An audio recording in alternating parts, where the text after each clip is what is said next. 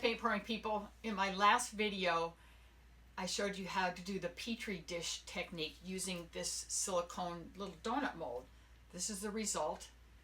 People have had a lot of fun with this technique, and what I wanted to talk to you about today, I want to show you is when you order this little silicone donut mold, it comes with a spatula, which is really nice. I'm going to put this in my kitchen. I'm not going to use it for painting. And it also comes with some pastry bags, because they want you to use the cake batter to make the little donuts by using these pastry bags. So I'm going to use this pastry bag to create a dirty pour today. And I have not done this before. I know other people have, but I haven't done it before. So we'll find out together how it goes. And what I did was I made a mark where I thought I would fill this line to, because it's hard to know, it's hard to gauge exactly how much is going to be enough. And here's the other thing I'm going to do. I have a 12 by 12 canvas that was from a previous pour. It's an okay painting, but I'm going to just pour over it today.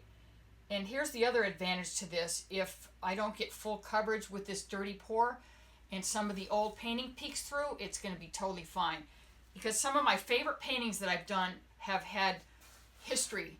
The old painting has peeked through. So we'll see how that goes today. If I get full coverage, fine, but if I don't, some of these colors may come through. A lot of people have questioned whether they should pour over an old painting or not. And the answer is yes, you can. You can gesso over something if you like, but again, I like to, if there's something here that I like, and there's many things I like about this, it's not enough to really stand on its own. So yes, you can pour over an old painting, and that's what I'm going to do today. Combine it with the technique of using this pastry bag, and we'll find out together how this looks. So there it is. And the only thing I did was clean it off. Nothing else. Just wiped it off because this is a couple weeks old, this painting. So here I go with my pastry bag. You can see I'm going to be cutting off the tip after I get it full. I have some colors picked out that I think are, will somewhat go with what I have already down here. But in random order, I'm just going to start pouring.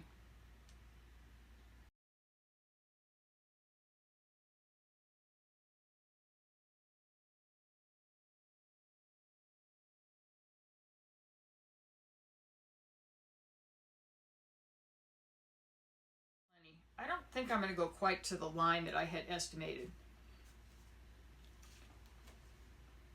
I think that's going to do it.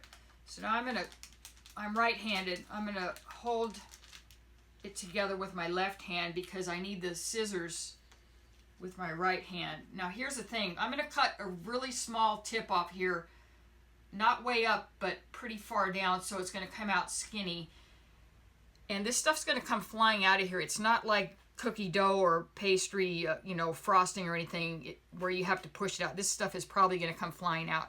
So I'm going to move it back so it doesn't come out too quickly. And I'm going to pour in a stripe pattern once I get this tip cut. But you can do anything you want. You can go circular. We'll just see what happens with the back and forth. I'm going to follow the stripe pattern that I kind of have on this existing painting. So here we go.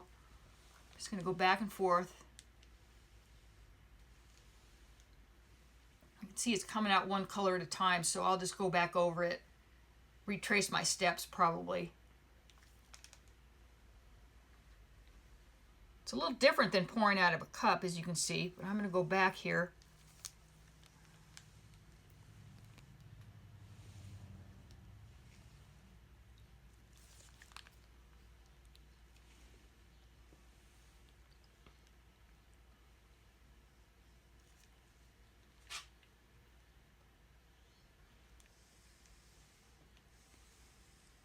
Now with the remainder, it's getting a little more stripy. So I'm going to take advantage of that and squeeze it all out. Get some stripes going.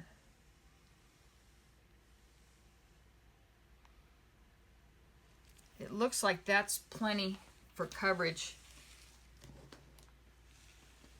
So I might as well go ahead and tilt. and go ahead and cover this. Or, for interest, I could leave this. I think that's what I'm going to do. There's a little opening here that shows the old painting, and there's some right here.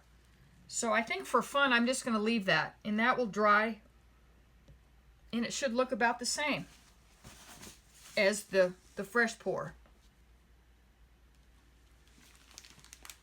So there's my pastry bag.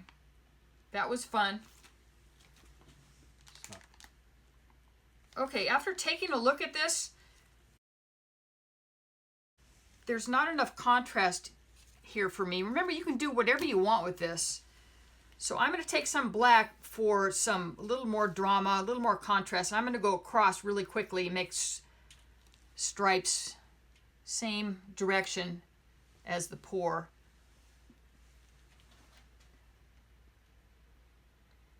You go quickly to make them skinny, and you go slower to make them fat. So I've got a couple of nice skinny stripes.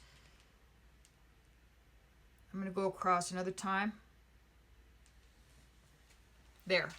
See, this isn't something I was planning on doing, but I like this better now. And what also happens when you come back with stripes after a pour is this black will sink down a little bit, and these stripes will get a little skinnier. So people will ask you, how did you do that? And this is how.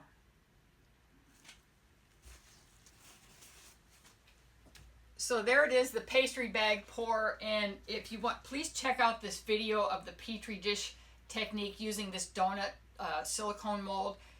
I have this mold is on my Amazon shopping list along with all my other supplies. Please check out my shopping list. People are really having fun with this mold. And then you have, of course, the bonus of some pastry bags that you can mess around with. It's just a little different way of doing it. Let me know how it goes. Give it a try. Pour in circles, however you want. Anyway, thanks for watching the video, and I hope if you like this video, you'll support my channel. There's many ways to do it. I have PayPal. I also have a Patreon page. There is merchandise at paintpouringpeople.com with all my original designs. If you buy a t-shirt or a coffee mug there, it helps me a lot. I really appreciate your support. Also, I have a Facebook group called Paint Pouring People. Please join us there if you haven't already.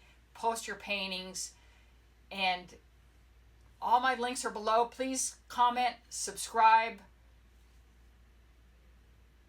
like, and we'll see you in the next video.